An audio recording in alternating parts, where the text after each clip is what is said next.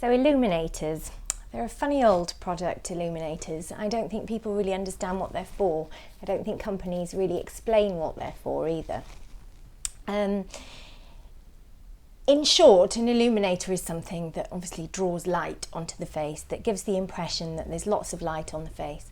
And the reason that these are considered to be very flattering is that we know from studying young, vibrant skin that it tends to catch the light, that it's all very smooth and light bounces off it and everything looks gleaming and glowing and luminous and all those other lovely words that brands write on packaging but that essentially don't really mean very much. What we're really trying to do is make the skin look brighter and lighter, as though light is hitting it. And the way illuminators do this is usually with shimmer particles and light reflective particles that sort of sit on the surface of the skin and bounce light off them. There are many ways that you can use an illuminator, but the two main ones are this.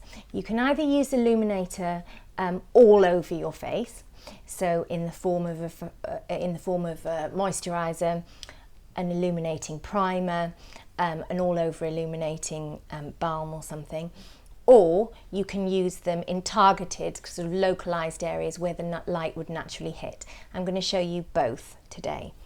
The first is all over illuminating. So that is putting an illuminator all over your face. There are different ways of doing that.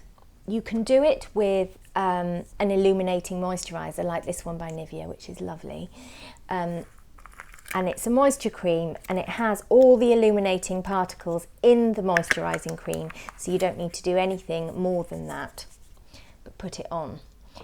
The other thing you can do is take a special illuminating product for all over, like this Spotlight by Estee Lauder, which is so good, really, really like it.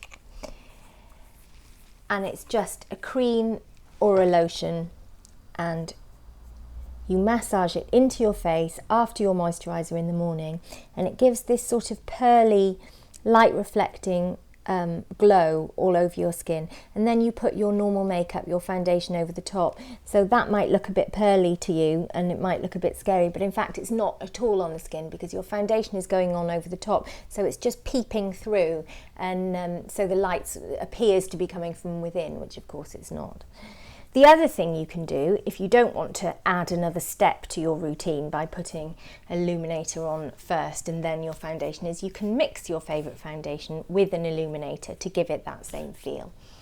So this one here by MAC is called Strobe Cream, and it's a really famous product. Loads and loads of makeup artists use it because it has a really sort of strong light reflective look.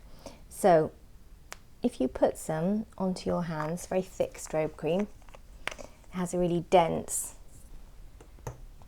particle, and take some of your favourite foundation.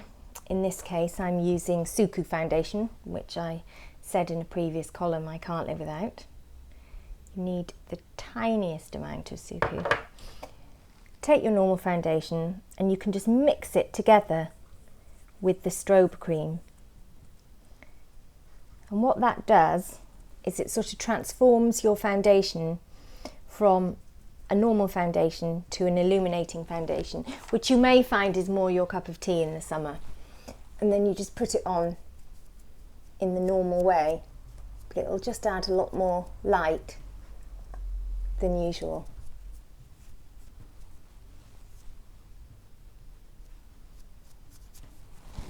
And it's a lot less of a statement than just using an illuminator like strobe cream on its own, which feels like a much more high fashion look, and maybe less age appropriate for someone like me. But you still get that feel to it by mixing it in with your regular foundation. The other type of illuminator is one where you target specific areas. Now, the places to target, the most realistic, natural places to target, are where light naturally bounces. So basically your bones. So your cheekbones, your chin here, along your nose, along your forehead, and on the brow bone. So wherever your bones kind of stick out, that's where the light would bounce. So that's where you put your illuminator. I'll show you a couple so you can see the different kinds. This one here by Natio, and it's a mineral one, mineral makeup is very popular at the moment. And it's like a sort of balm, so it couldn't be easier really. You just stroke your finger in it as you would a cream blush or a lip balm or anything like that. And like I was saying before, you just dab it on the areas where light would naturally hit. So cheekbones. I don't have much in the way of cheekbones, so you might have to sort of feel your way around. And actually it helps sort of bring them out and define them more. And if you can see, it has that sort of pearlized sheen.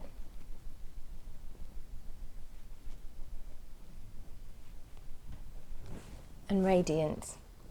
You could also put some along your brow bones.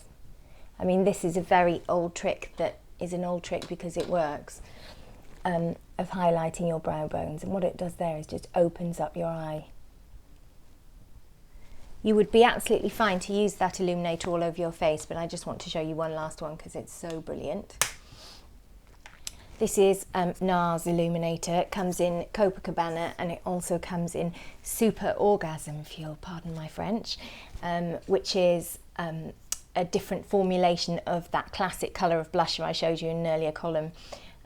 Such a flattering colour. It's such a good colour. If you can get past the pain barrier of asking for orgasm at the counter, or my other favourite, which is called Deep Throat, you won't regret it. It's such a good product. It suits everyone, all ethnicities, all skin types. So with the NARS Illuminator, it's sort of a moisturising gel. Lots of brands do these, and if you see, a little goes such a long way. Now what I would do with these kinds of illuminators is, instead of putting them on with my finger, they're so slippy they have a tendency to move all over and bleed. So here I would take a synthetic brush. By the way, as a rule of thumb with brushes, synthetic brushes for things that are moist like creams and gels, natural brushes for powders. So take a synthetic brush, as this is a gel. Concealer brush is a good one because it's sort of fatter than an eye brush, thinner than a blusher brush. And just stroke it where the light would naturally hit.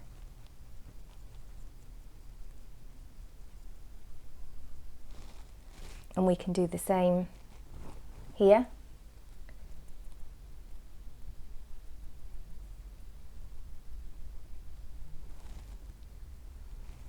Just use your hand as a palette.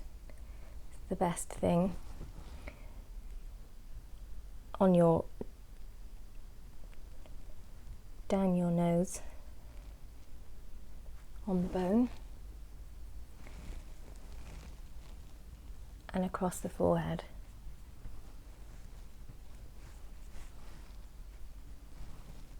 Anywhere where the light would naturally bounce.